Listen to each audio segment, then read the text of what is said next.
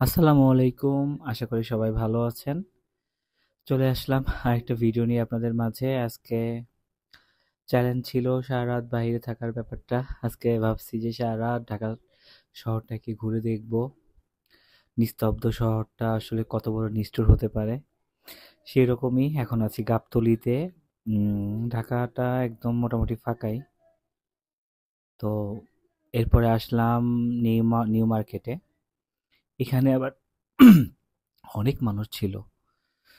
মোটামুটি বাজার ঈদের ঈদ যাত্রা সবার অনেক মানুষ ছিল। তো এখানে কিছু সময় ছিলাম। দেখলাম সবার ব্যস্ততা, সবার সবকিছু। অনেকক্ষণ এগুলো অবজার্ভ করলাম, দেখলাম। এরপর আবার ঘুরতে বের হইলাম। ঢাকার সিটি সব জায়গায় ঘোরার চেষ্টা করেছি রাতের বেলায়। আসলে রাতটা অনেক বড় নিষ্ঠুর। আসলে যদি একাকিত্ব থাকে বা একা থাকে তো সেক্ষেত্রে আর কি। তো সবাই ঈদে নতুন জামা কাপড় কেনাকাটা করতেছে, পরিবারের সাথে ভালোভাবে ঈদ উদযাপন করবে।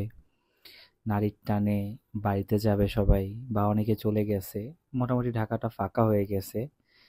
তো কিছু কিছু সময় মানুষের আনন্দ দেখলে নিজের আনন্দ লাগে।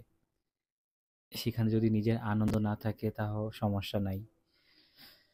তো এখানে বেশ কিছুক্ষণ ছিলাম, দেখলাম প্রত্যেকটা মানুষের মুখের হাসি, এক্সপ্রেশন, যারা যারা বাজার করছে খুব আনন্দ নিয়ে তারা বাড়িতে ফিরে যাচ্ছে। ছোট ছোট বাচ্চাদের দেখলাম, তারা অনেক খুশি ছিল ঈদের শপিং করতে পেরে।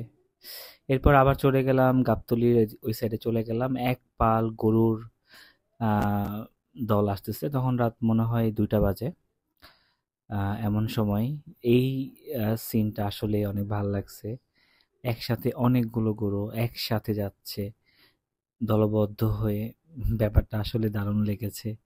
আসলে এখন রাত অনেক গভীর, নিস্তব্ধ ঢাকা আসলে, মানে যা বলার মতো না। এখন এরপরে শ্যামলী আসলাম। এখানে একটু বসলাম, একটু চা খেলাম। উম, একদম তখন রাস্তায় তখন একদম ফাঁকা ছিল, একটা গাড়িও ছিল না বলা যায়। এই মাঝে মাঝে একটু একটু করে একটা গাড়ি আসতেছিল। তারপরে সেহরি টাইম চলে আসে, এই জন্য একটু করে ডাল ভাত খেলাম। না খেলে হয় না, মুসলিম যখন রোজা রাখতেই হবে।